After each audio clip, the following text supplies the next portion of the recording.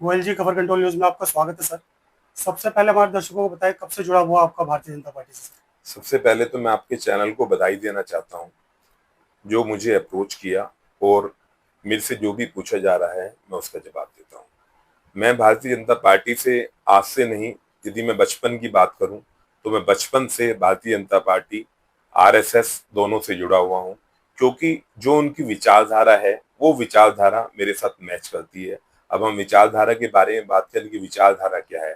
विचारधारा है तो सनातन, जी। गौ सेवा और कहीं ना कहीं देश में जो करप्शन था उसके ऊपर कंट्रोल।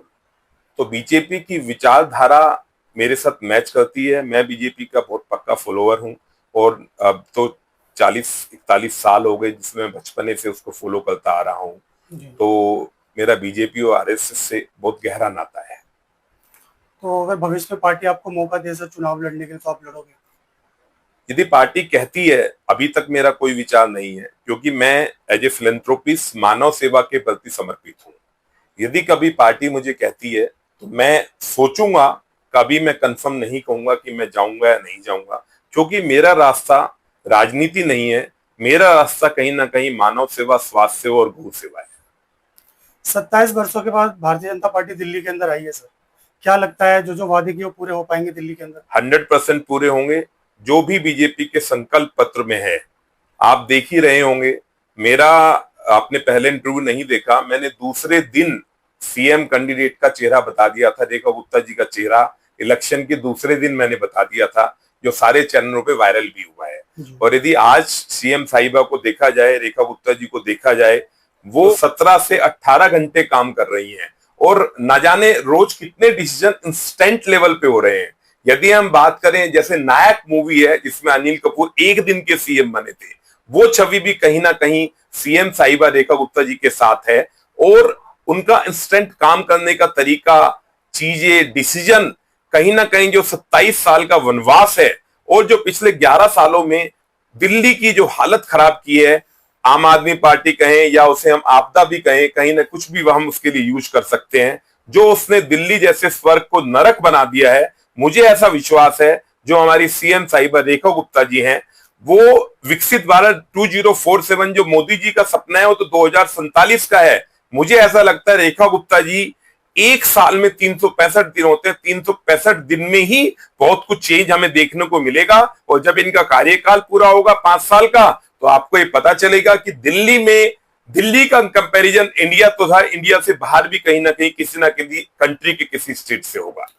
25-25 सौ रुपए देने का जो वादा किया था उस पर तो अभी पीछे हट रही है भाजपा। उसपे भाजपा पीछे नहीं हट रही। भाजपा सिर्फ ये प्लान कर रही है कि जो गरीब है उसको पैसा मिले, क्योंकि अभी तक सिर्फ फ्री की रेवड़ियां बांटी गई, किसी ने ये नहीं सोचा बजट का पैसा आएगा कहां से। आज बजट तो पूरा है, लेकिन बजट के साथ साथ जितनी यदि हमें मूलभूत सुविधाएं दिल्ली में देनी है लोगों को, उसके लिए सब कुछ फ्री की रेवड़ी नहीं बांटी जा सकती, क्योंकि पिछली सरकारों ने सिर्फ फ्री की रेवड़ियां बांटी। उन्होंने कभी ये नहीं सोचा कि बजट कहां से आएगा, रेवेन्यू कहां से आएगा और कैसे हम कहीं ना कहीं खजाने को भी पूरा कर पाएंगे और उसके साथ साथ फ्री की रेवड़ियां भी हम बांट पाएंगे। तो पार्टी अभी इस पर पूरा विचार कर रही है। पार्टी ने जो लोग बिलो पॉवर्टी हैं उन सबको बोल दिया है, वो सब अपनी इनकम का सर्टिफिकेट एसडीएम द्वारा बनवा रहे हैं। जिन जिन के एसडीएम द्वारा सर्टिफिकेट बनते जाएंगे, सर्टिफाइड होते जाएंगे, उनको मिलना शुरू हो जाएगा। पीछे नहीं हट रहे, लेकिन कहीं ना कहीं ये जरूर देखना होगा कि जो हमारा बजट में पैसा एलोकेट हुआ है वो भी हमारे पास रहना चाहिए। और रिवेन्यू कहां से आता है, रिवेन्यू का सोर्स क्या है, जीएसटी है। तो ये सब चीजों पे भी हमें देखना हो कि हमारे पास रिवेन्यू कितना है, बजट कितना है। उन सब कैलकुलेशन के बाद 100% बीजेपी ने जो वायदा किया है उसको पूरा करेगी। चुनाव में कहीं ना कहीं आम पार्टी मॉडल ही भारतीय जनता पार्टी ने अपनाया सर। ऐसा मुझे लगता है, क्योंकि लोगों की धारणा एक ही बन गई थी दिल्ली में कि फ्री फ्री फ्री। कहीं ना कहीं उन लोगों को लगता था बस भी फ्री हो, लाइट भी फ्री हो, पानी भी फ्री हो। तो कहीं ना कहीं बीजेपी ने कोशिश तो की है उसको फॉलो करने की, क्योंकि एक बार जो ये राक्षस कहूंगा मैं इस आदमी को, जिसने दिल्ली को बिल्कुल नरक बना के रख दिया, और उनकी जो टेंडेंसी थी वो कहीं ना कहीं ममता जी के ऊपर थी। उन्हें ऐसा लगता था कि जिस तरह ममता जी ने बंगोल की हालत खराब कर दी, उसने दिल्ली में सब फ्री फ्री फ्री बांटकर इसकी हालत खराब कर दी। तो कहीं ना कहीं एक बार पार्टी को आम आदमी पार्टी को हराने के लिए कुछ कुछ फॉलो करना था, जो जो उन्होंने कुछ कुछ फॉलो किया। उसके अलावा बहुत सारी योजनाएं ऐसी हैं जो वो अलग से कर रही हैं, अपने संकल्प पत्र में बोला है वो 100% फॉलो होंगी। जिस तरह से जो वादे जिस तरह फॉलो कर रहे हो आप जी आम आदमी पार्टी को चुनाव में किया, जी। भाजपा कहीं ना कहीं परेशान है सर? नहीं, भाजपा कहीं परेशान नहीं है, क्योंकि भाजपा सारी चीजों को देखकर कैलकुलेशन करके काम करेगी।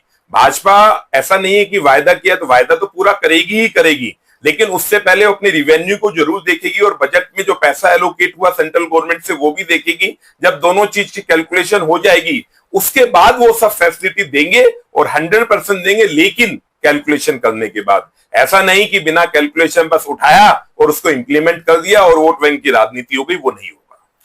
27 वर्षों के बाद आप दिल्ली में आए हो सर, अगर आप लोगों ने 5 सालों में काम नहीं किया तो नतीजा क्या होगा अगले 5 साल 2029? ये पक्की बात है। यदि 27 सालों के वनवास के बाद भारतीय जनता पार्टी आज दिल्ली में आई है, यदि दिल्ली में भी 5 सालों में काम नहीं हुआ, ना दिल्ली में आम आदमी पार्टी होगी ना भारतीय जनता पार्टी होगी, कोई ना कोई ऐसा विकल्प ढूंढना होगा लोगों को जो कहीं ना कहीं दिल्ली के लिए और देश के लिए समर्पित हो। अंत में हमारे दर्शकों को कुछ कहना चाहेंगे सर आप? सिर्फ मैं एक ही बात कहना चाहता हूं, जिस तरह सीएम साहिबा 17 से 18 घंटे काम कर रही हैं, मोदी जी यदि 20 घंटे काम करते हैं, योगी जी 17 से 18 घंटे काम करते हैं, मैं सब भारतवासियों से, दिल्ली वासियों से एक ही गुहार लगाना चाहता हूं कि कहीं ना कहीं वो भी मानवता के पथ पर चलते हुए मानव सेवा, स्वास्थ्य और गौ सेवा के प्रति समर्पित रहें और साथ साथ ये ना सोचे कि ये सब काम सीएम का ही है या किसी कैबिनेट मिनिस्टर का काम है। ये सब काम सबका है। यदि हम बात करें सफाई की, बात करें यमुना जी की, बात करें इन सब चीजों में, वो यमुना जी जो है हमारी माँ है, उनकी सफाई के लिए हर आदमी को लगना होगा। ये सोचे सिर्फ सरकार लग जाए और काम हो जाए, ये कदापि संभव नहीं है। सरकार भी लगेगी, हम भी लगेंगे और हर आदमी दिल्ली का सीएम है, मैं ऐसा समझता हूं। वो सिर्फ रूलिंग में बैठे हैं, लेकिन हर आदमी की अपनी एक ड्यूटी है, कंट्री फर्स्ट, स्टेट फर्स्ट। हमें कहीं ना कहीं अपने अंदर धारणा लानी होगी कि दिल्ली के प्रति हम समर्पित हैं और समर्पित रहेंगे। सब लोगों को मिलकर एक प्रण लेना होगा कि दिल्ली को स्वच्छ बनाना है, रोग रहित बनाना है, करप्शन रहित बनाना है। यही मैं मैसेज पूरी दिल्ली को देना चाहता हूं। बहुत बहुत धन्यवाद डॉक्टर साहब, आपने समय निकाल के हमसे बात की। शुक्रिया, धन्यवाद सर।